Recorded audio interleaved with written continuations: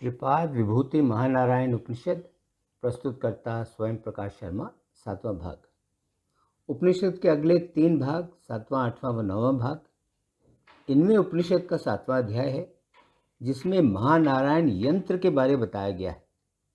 उपनिषद के 7वें भाग में 7वें अध्याय के पहले 29 श्लोक हैं। उपनिषद गुरु अपनी व्याख्या जारी रखते हुए कहते हैं, भगवान नारायण के पुनः प्रकट होने पर उपासक उनकी आज्ञा से नित्य गरुड़ पर चढ़कर सारे वैकुंठ वासियों से घिरा हुआ महासुदर्शन को आगे करके विष्णु के सेनापति विश्वक्सेन द्वारा रक्षित होकर और ऊपर जाकर ब्रह्मानंद विभूति में पहुंच जाता है। वहां सब ओर मौजूद वैकुंठों का वह दर्शन करता है। फिर परम आनंद समुद्र रूप होकर वह आत्माराम आनंद विभूति स्वरूप असंख्य लोगों को देखता है। उन सब की वह उचित उपचारों से अर्चना करता है। वे सब भी उसकी पूजा करते हैं। इसके बाद उपासक वहां से और ऊपर जाकर ब्रह्मानंद विभूति में पहुंच जाता है। उसके बाद वह अनंत दिव्य तेजोमय पर्वतों से सजे हुए परम आनंद रूप तरंग मालाओं से शोभित अनंत समुद्रों को पार करता है। वह विविध विचित्र अनंत परम तत्व विभूति इन सब के समूह स्वरूपों को एवं परम आश्चर्य रूप ब्रह्मानंद विभूति स्वरूपों का भी अतिक्रमण करता है और इन सब का अतिक्रमण करके उपासक परम आश्चर्य में डूब जाता है। इसके बाद सुदर्शन नाम का वैकुंठ नगर प्रकाशित होता है। सुदर्शन वैकुंठ नित्य मंगलमय है। वह अत्यंत वैभवपूर्ण है। वह हजारों आनंदमय प्राचीरों से घिरा हुआ है। उसमें 10,000 कक्ष हैं। वह अनंत उत्कट प्रकाश वाली अरों से के मंडल से युक्त है। वह अति दिव्य तेजो मंडल रूप है। देवताओं के लिए भी सुदर्शन वैकुंठ परम आनंद स्वरूप है। वह शुद्ध बुद्ध स्वरूप है। वह अनंत आनंद रूप विद्युत के परम विलास के समान प्रकाश वाला है। वह हद दर्जे का परम आनंद का सागर है तथा वह अनंत चिद रूप यह ज्ञान मूर्ति आनंदमय लोगों से अधिष्ठित है। उस वैकुंठ नगर के मध्य में सुदर्शन नाम का महाचक्र स्थित है। श्रुति सुदर्शन की इस प्रकार स्तुति करती है, सुदर्शन महाचक्र तो नित्य गतिशील है। वह पवित्र है। वह विस्तृत एवं पुरातन है। उसके द्वारा पवित्र होकर मनुष्य सारे पापों से तर जाता है। उस पवित्र शुद्ध परम पावन चक्र के द्वारा पवित्र होकर व्यक्ति अति पाप रूप शत्रु को भी हरा देता है और विजयी हो जाता है। यह गतिशील सुदर्शन चक्र तो भगवत धाम के द्वार के रूप का है। यह चक्र ज्वालाओं से परिपूर्ण है। यह पवित्र है। यह ज्योतिर्मय है। यह बहुत अधिक प्रकाशमान है। यह अत्यंत तेजस्वी है तथा यह अमृत की असंख्य धाराओं को अपने में से निकलने देने वाला जो यह सुदर्शन चक्र है, वह हमको सदा सद्बुद्धि युक्त बनाए। ऐसे सुदर्शन की स्तुति की जाती है। सुदर्शन चक्र 10,000 अरों से युक्त है। वह प्रज्वलित है। वह 10,000 अरों का समूह रूप है। वह हद दर्जे के पराक्रम का विलास है। वह अनंत दिव्य शस्त्रों एवं दिव्य शक्तियों का समूह रूप है। वह महाविष्णु का मूर्तिमान अमोघ प्रताप है। वह 10,000 करोड़ योजन विशाल है। वह अनंत ज्वाला मालाओं से सजा हुआ है।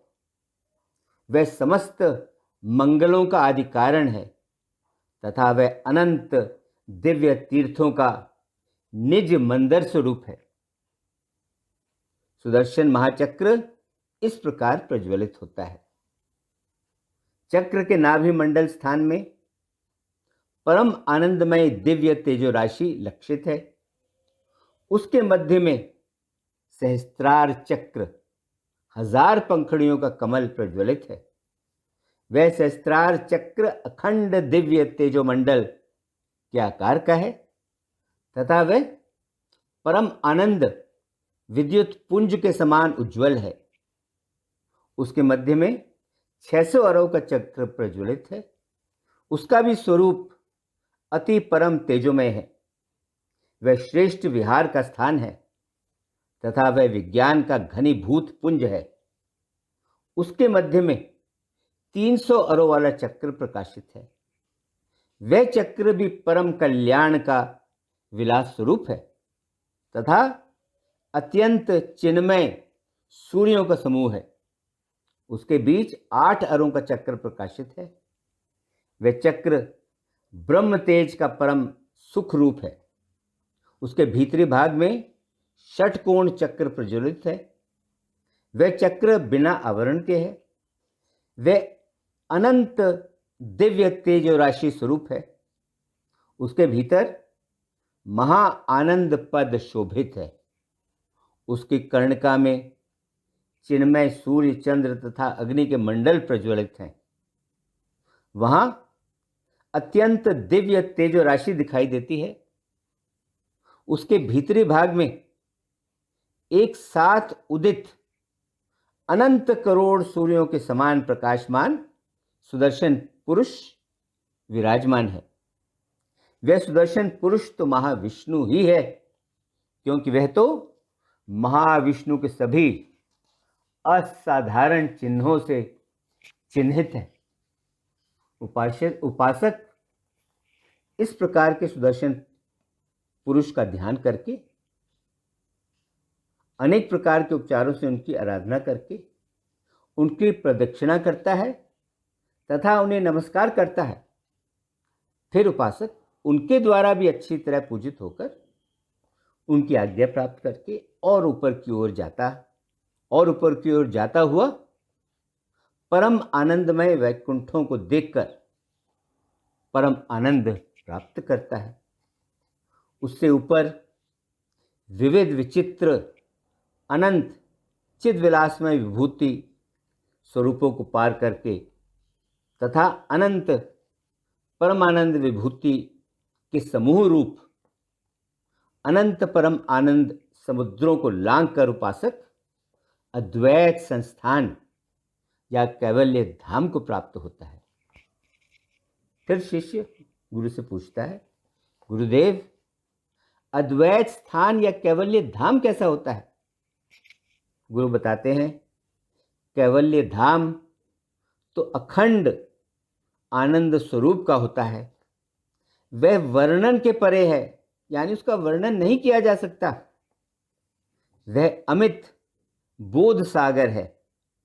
वह अपार आनंद का समुद्र है।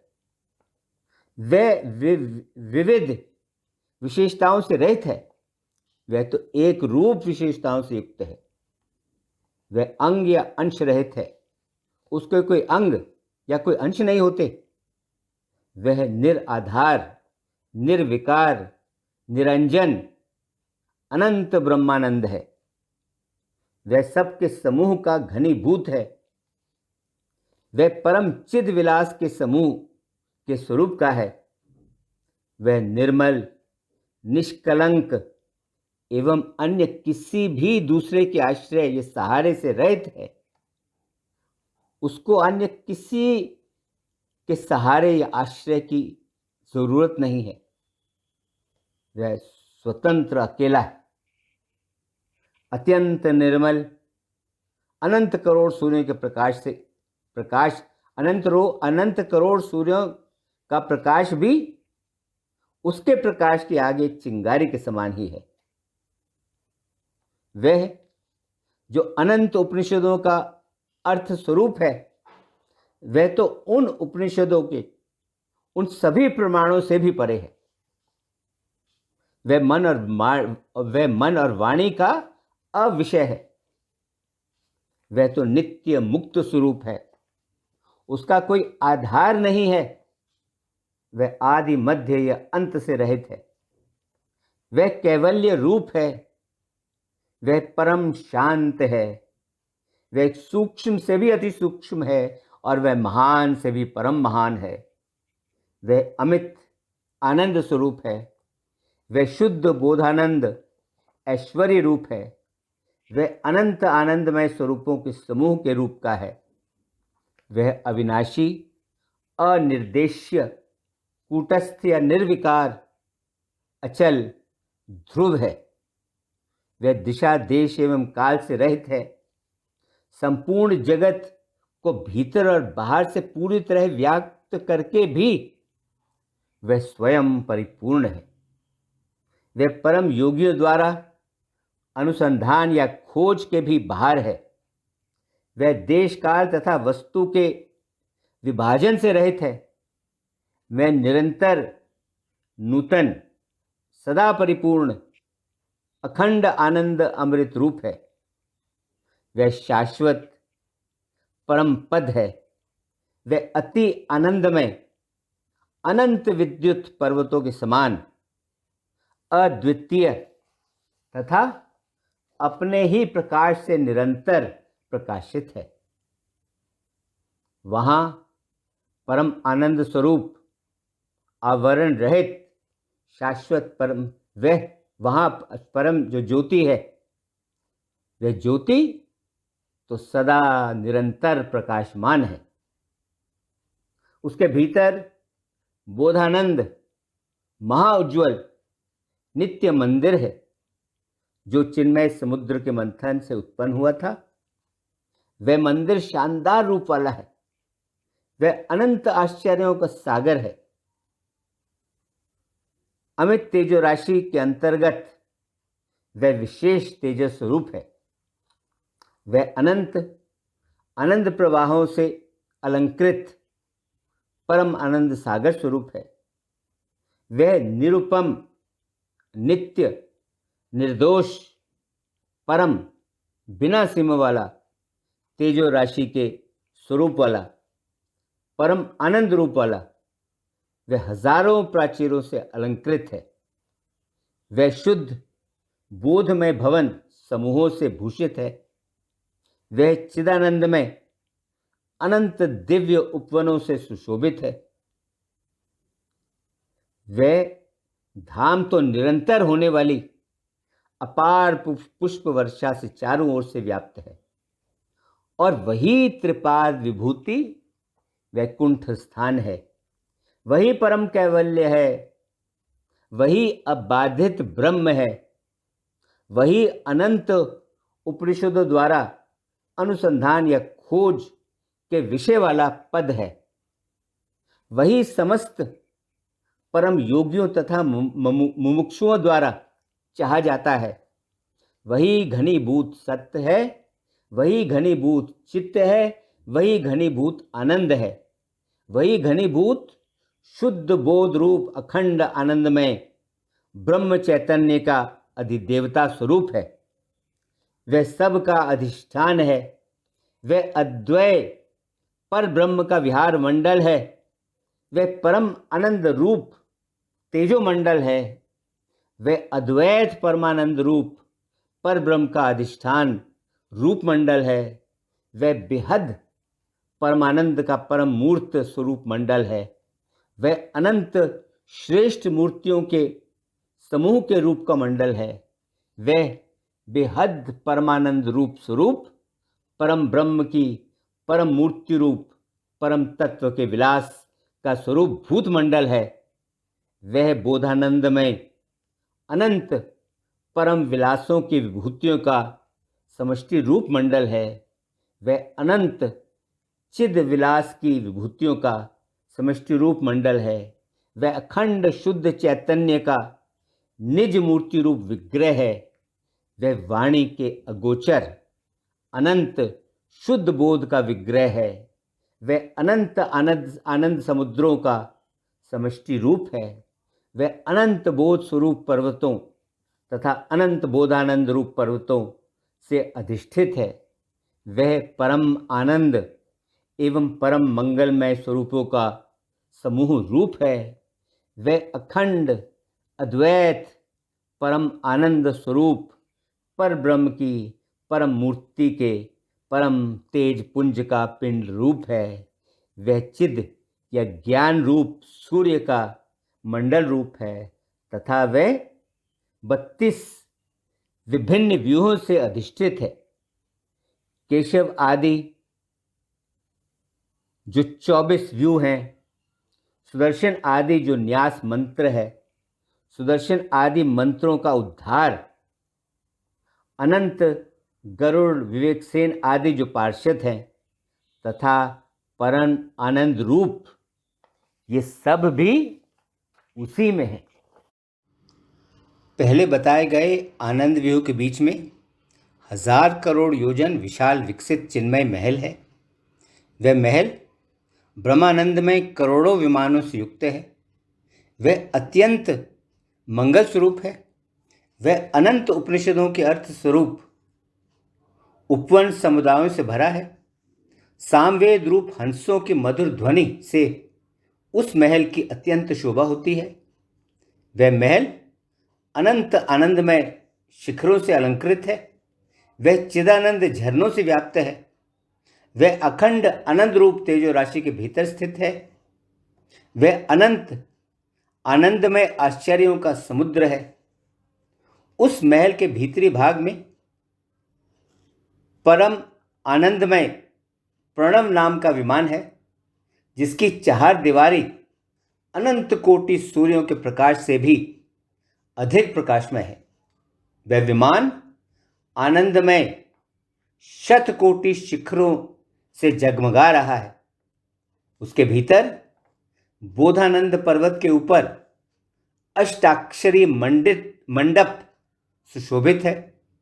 उस मंडप के मध्य में आनंदवन से विभूषित चिदानंदमय वेदिका है।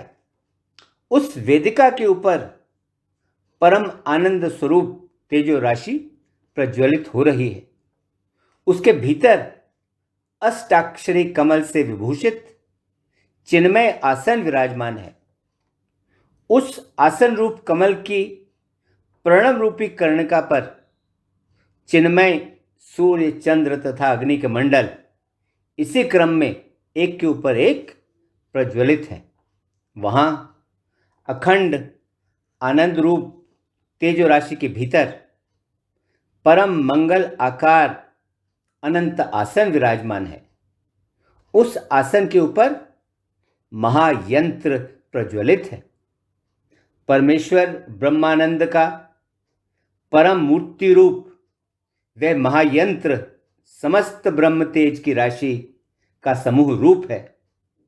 चित स्वरूप है, निर्मल है, पर ब्रह्म स्वरूप है एवं पर ब्रह्म का परम रहस्यमय कैवल्य रूप है। महा मंत्रमय परम वैकुंठ का यह नारायण यंत्र सदा विजयी होता है। हाँ, महायंत्रमय परम वैकुंठ का यह नारायण यंत्र सदा विजयी होता है। इसके साथ ही त्रिपाद विभूति महानारायण उपनिषद का 7वां भाग संपन्न हुआ। ओम शांति शांति शांति ओम।